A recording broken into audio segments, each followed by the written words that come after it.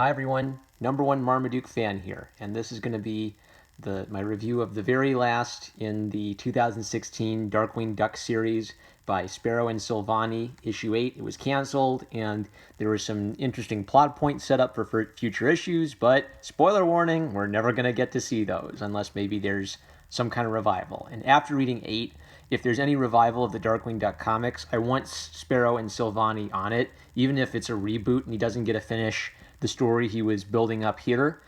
This guy gets these characters, and yes, go get this, guys. Go to your local comic book shop, see if they got this. No one bought it, so they probably have a couple copies of it, but solid. And I have a thesis for this one, so it's not just storybook time with Uncle Marmaduke fan. This comic reveals something SJW Marvel could do to fix comics like Squirrel Girl. And you might be thinking, oh, number one Marmaduke fan, is that some clickbait where you are just trying to get us to watch this Darkwing Duck video? What possible connection could there be? Well, there is a connection. I can do this. So pretty much the thing that sparks me while reading issue 8 is this wraps up the previous story where Darkwing Duck and Professor Bushroot team up to fight some zombie potatoes, right? It's ridiculous and over the top. And at the end, it actually gives the story some heart and some moral weight, and which is kind of surprising given how goofy and fantastical the thrust of the plot is. And there are also some things in it which are a little bit annoying to me, but I forgive it because Sparrow actually cares about these characters and he cares about telling a story. So it'd be easy for me to get like, oh, triggered, SJW, Darkwing Duck, but it actually works in the context of this story. And what this issue reminded me of is that Darkwing Duck is not just a heroic superhero character, he's a character with a particular type of worldview, which is in stark contrast to Marvel's Squirrel Girl comics being currently published. So I remember watching this as a little kid and then maybe coming back around high school, and I would draw while watching the show, and I wouldn't really pay that much attention. I just kind of listened to it as I absentmindedly kept drawing. And I remember one episode I stopped, I put my pen down, and I rewound because Darkwing Duck said something which struck me. And it was something like a villain said, it's necessary, I need to rob this bank. And Darkwing Duck said something like, no crime is necessary. No evil is necessary, you so-and-so. And then he did one of his great alliterations. And the reason that struck me is by the time I was in high school, I was starting to think about the morality of certain stories and how some might have a really morally gray area. Some of them might be really simple, black and white.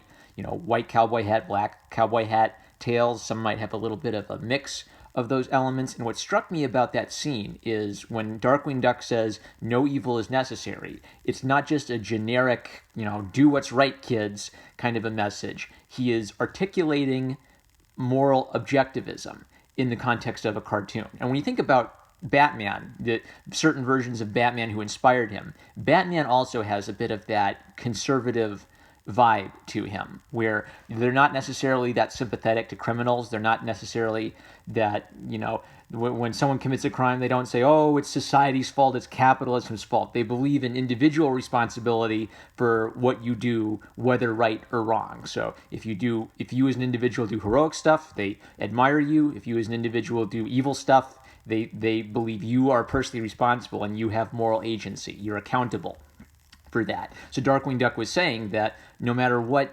excuse you give to justify robbing this bank villain, evil is never necessary. So the reason that interested me is it's beyond a sort of generic milquetoast universalistic moral message. A lot of superhero stories have at least some sort of general vague idea of right and wrong, but that's one of the most striking examples I've seen in a kid's story of not just the idea of right versus wrong, but of right not being willing to compromise to wrong in the name of some greater good. Oh, we'll rob the bank, but it's for the greater good of, I don't know, my plant zombie army or something. So that struck me when I was in high school, and it's striking me again as I read this issue 8, that Darkwing Duck is not only a good superhero character and a comedic character, he is a character with a mature moral worldview being expressed at a simple idea that a little kid could understand this. And I think it's an important worldview that Darkwing Duck represents. I think this is why we see Darkwing Duck making fun of weirdos on Tumblr with multicolored hair sometimes, or they will make fun of this sort of weird counterculture. I don't know what the politics are of the people who created Darkwing Duck. I'm going to see some stuff, talk about some stuff later where Sparrow may be making a bit more of a liberal message, but there is something about the worldview of the character of Darkwing Duck, which is at the very least center-right. And maybe that's one reason why I continue to love this character, sort of as I've grown more fond of Uncle Scrooge over time. Uncle Scrooge is a American dream character. He worked hard, he earned his money square, and he hates the tax man. And Darkwing Duck has some of that vibe to him. All right, the other way that Squirrel Girl could improve by borrowing the model from Darkwing Duck is that Darkwing Duck is actually funny, because the drawings are funny, there's physical comedy. When there's verbal comedy, it's funny because the characters are funny, not just because tee-hee were so random. And the thing I was thinking about was I remembered that horrible issue, the zine issue of Squirrel Girl, which is the only bad comic I've ever bought knowing it was a bad comic. And I didn't want to become a roast channel because I don't think I'm that good at roasting off the top of my head. But I knew I wanted to talk about the Squirrel Girl zine issue.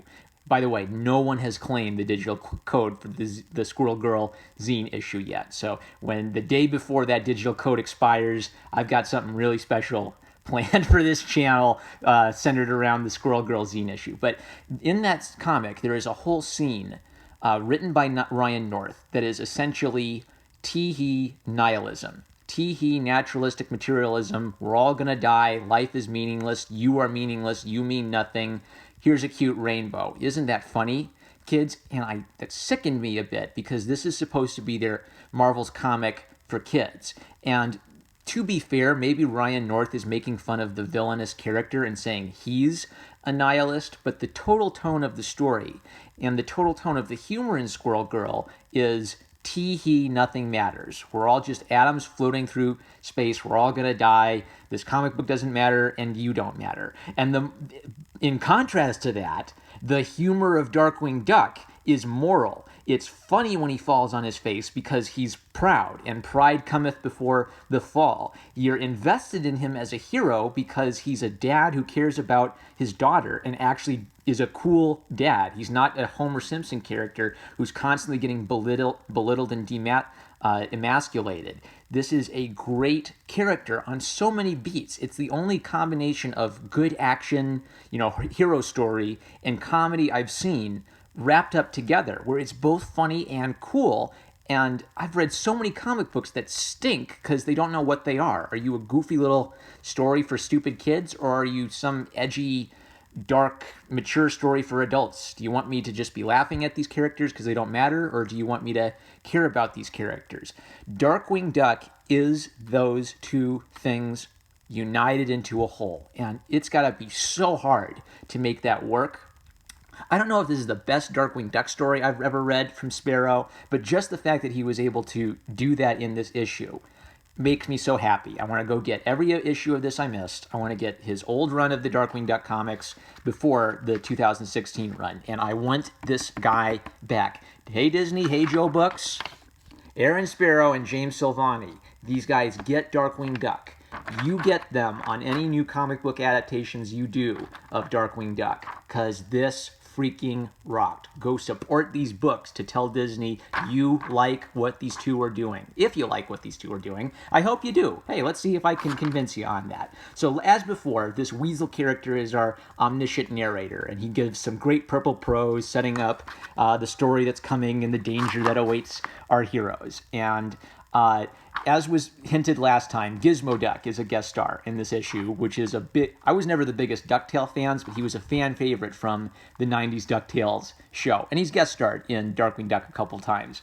I tweeted out that, hey, we've got some actual masculinity and femininity in a comic book. And I thought, wait, oh no, that's a duck. Oh no. No, tell me that. Anyway, sorry. Come on, Marvel. Duck's characters should not be sexier than superhero characters in Marvel Comics. So anyway, Gizmo Duck is fighting the potato zombies, and over at Quackworks Lab. They're trying to get some robots and some superheroes to stop this menace. And there's lots of guest appearances of all sorts of secondary characters from the show. I think this character, Agent Appeal, is from the comics. And here's one of the things. They're hinting that Morgana has disappeared. Morgana is sort of this witch who is also Darkwing Duck's good girlfriend. She was in a Halloween episode that caused a lot of controversy because it had some sort of like demon images of it. Boy, that's a flashback to the 90s there. If parents would be offended at just the representation of, I don't know, like ghostly, ghoulish, satanic stuff in their TV show. Now it's just open Satanism and open moral relativism and nihilism in comics for kids. Anyway, so Morgana's missing, and we're never going to see what this means because this is the last issue. But something was being set up. So she's missing, and Gizmo... Oh, yeah, I can't talk about it all. They do lots of nods to previous comics and previous stories. So Bushroot and the former villain and Darkwing Duck have teamed up to rescue Bushroot's zombie potato would-be bride. And they run into Dean Tightbill, who is apparently the character who contributed to Bushroot becoming a monster. And Dean Tightbill has worked with Steelbeak, who's kind of this great James Bond-style professional criminal. Oh, I didn't even notice that. That's Flynn Glomgold. What? Oh my gosh. Please, Disney, please let Sparrow finish this. I want to see what Sparrow was going to do with Flintheart Glomgold in a Darkwing Duck story. I missed that. Okay, so Steelbeak has funded Tightbill's research into food, and this was a bit annoying because this feels like this is a bit on like genetically modified organisms. Tightbill is trying to grow the food, but it loses all nutritional value. And the GMO thing is sort of like the left's version of flat earth. You eat all of this like raw water or sewage water because it's supposed to be healthier for you, and you don't eat any food where science has helped make the food better because natural's better. Man, I went to listened to a great lecture from a leftist. She was like a left-wing Democrat, but she roasted the heck out of that whole hippie culture, and she kept talking about how all the old cavemen, they had to eat a whole bunch of poisonous plants, and it took a mountain of dead cavemen before the cavemen figured out what plants they could eat and not die. But anyway, so yeah, what's annoying about this is like freaking out about companies making better food, superfoods. That's sort of like a left-wing conspiracy theory thing where they think the superfoods are going to poison us or destroy us or whatever. And so Sparrow's doing a bit on that, but it actually works comedically. Tightbill is greedy. He wants to sell food to get rich, even if it doesn't have any nutritional value. So in the context of this story, it doesn't read as an annoying lecture about how genetically modified foods are bad and we must not have any of them. It just reads as a funny little plot point for the character. He awakens the zombie potato lady, this is so ridiculous, to attack Darkwing and Bushroot, and all the fights start to escalate, and they set up more things. So they set up bringing back, what's her name? Splatter Phoenix.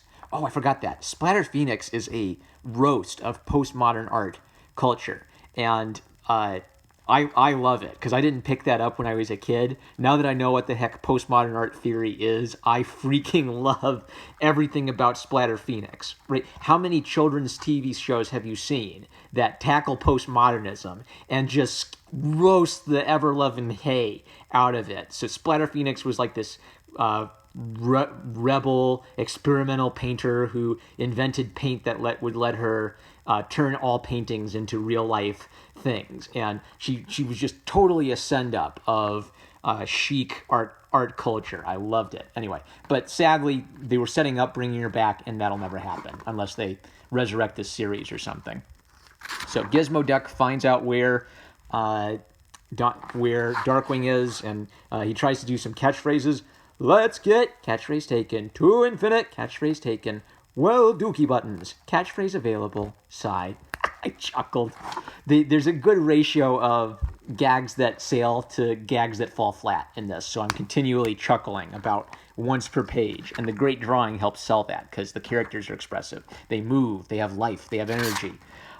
This was a weak moment. So the villain is hammering Launchpad into the ground with Darkwing Duck's head, which sounds like a great physical slapstick comedy thing, but he looks so stiff in these panels. It's not selling it as he's ramming his head into Launchpad like Darkwing's the hammer and Launchpad's the nail. But whatever, I could kind of imagine it a bit more fluid in my head. So Gizmo Duck bursts in all heroic, and Darkwing's clearly jealous of how much fame and acclaim Gizmo Duck has compared to him. There's more setup for things that'll never happen. They're setting up Quackerjack for a future issue. And I like this. So Goslin looks out, and she sees the zombies, and then Goslin says she's calling them home. So one little sentence in a big panel. So this works. You know, it's ridiculous. It's zombie potatoes is the theme. But this feels like a tough moment because all up to this point, Darkwing and Gizmo Duck have barely been holding off the zombie horde, and now it's getting worse. So with a somewhat quiet moment where we just zoom out and see this, to a kid, this is scary. Zombies are coming. They're going to be surrounded. Yeah. And that's a cool little, spinning around in midair. That works. So what happens? So Sparrow loves the character of Bushroot, who is a villain I never cared that much as a kid. And his idea is that Bushroot is someone who wanted to help people and then was turned into a monster. So Sparrow sees Bushroot as a sympathetic character. And there's this ridiculous episode where Bushroot makes a giant zombie potato to be his wife, right? That's ridiculous and over the top. And Sparrow is trying to give this plot idea a resolution. So he's trying to wrap up this idea as a character moment for Bushroot, and it works. So Bushroot realizes that there's no way he'll ever be able to be with this creature that he's created. He's created life. He's created a Frankenstein-style monstrosity. And Darkwing convinces him that to save the world, he's got to stop her. Bushroot's the only one who can stop her. Now, this is another thing which could be interpreted as political, but I forgive it. This feels like a message about euthanasia. Like if someone's too far gone, then you kill them, and it's better if they're dead rather than if they're living in pain. And if that's what I thought this was, I'd be really annoyed, and I'd feel like this is a wrong moral for a children's comic, but I don't quite read it that way. I read this as this monster is going to destroy the world. Bushroot selfishly thinks she can be his wife. Bushroot has to put his personal desires aside to do what's right and save the world. And it's unclear whether he's killing her or not, but that's the thing. If she's like this monstrosity that he's created life. Does it have a soul? It's all of these big questions that this doesn't bother to get into because it's a little kid story. And it's a little ham-fisted. It's kind of ridiculous to have a zombie potato and try to do a deep moral message about it, which is why this isn't my favorite of all the comics I've read, but this is a good example of trying to be a little subtle in the midst of a fantastical story. So the fantastical element is zombie potatoes. It's ridiculous. But when the moral weight, when the big impact moment comes, we push back a little bit and we focus on these characters. So Bushroot asks, well, hasn't she suffered enough? And Darkwing says, yes, she has. And Bushroot cries, and then he gets rid of the potato by creating vines, which I guess take her out into space. And the evil potato monster is gone. The catastrophe is averted. And then Darkwing comes and sits down with Bushroot to talk about what they've done and the adventure they just had. And when Darkwing talks about caring someone so much you'd sacrifice anything for it, he looks at Goslin. He's a dad. He cares about his daughter. He cares about raising her right. Yes! And he connects this to Bushroot, and Bushroot thinks, maybe it's time I turned over a new leaf. Get it? Yes, you certainly have grown. And, dad humor. And then they pause, and Bushroot says, I'm still going back to jail, aren't I? Oh, yeah, big time. Yes, there's still moral consequences for what Bushroot has done. So this isn't like a moral relativistic message where Bushroot's the good guy and Darkwing Duck's the bad guy, fascist police officer. This is a Sparrow is telling the story of a villain being sympathetic and maybe turning over a new leaf, but he's keeping it consistent to the tone and the worldview of past Darkwing Duck stories. And the tone and the worldview of past Darkwing Duck stories is that right is right, wrong is wrong. You don't try to justify doing what's wrong because it's for the greater good. You don't try to use excuses to excuse the wrong you do. And Bushroot going back to jail fits with that moral worldview. Fantastic. So, not my favorite of all the ones I read, just because it was a little, the idea of the zombie potatoes was a little ridiculous, but an excellent example of pulling back from the fantastical stuff to then do a really moral, really beautiful little closing moment for this series. And then it set up the future story that we're never going to get.